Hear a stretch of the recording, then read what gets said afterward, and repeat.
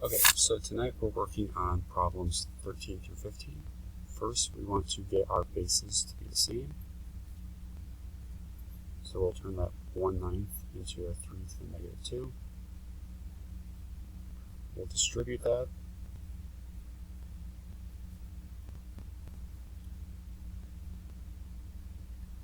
Now that our bases are the same, we're going to set the exponents equal to each other.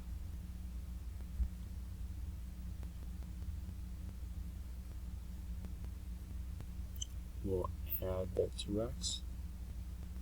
We'll add the 1. And we'll have 4x equals 5. So x is going to equal 5/4. For problem 14, first we want to get the bases to be, or we're going to try and get the bases to be the same. You can see that won't happen. So instead, we're going to try and bring everything to one side. So we'll have 2 times 3 to the 3x minus 1 equals 5.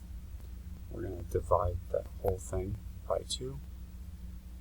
And we'll have 3 to the 3x minus 1 equals 5/2. Now, we can do that snail method to find out what the log would be. And we'll have log base 3, 5/2 equals 3x minus 1. We'll add that 1 over, divide by 3, and we'll have log base 3, 5/2 plus 1 divided by 3 equals x. For this last one, we're going to do a similar thing. We'll start out by subtracting 1 from both sides, because we're trying to get that log by itself.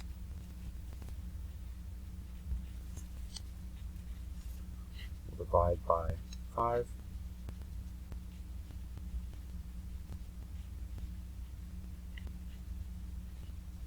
Now we can do that snail.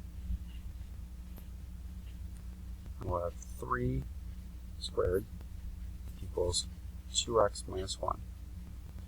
So that will be, we'll add 1, we'll have 9 plus 1 equals 2x.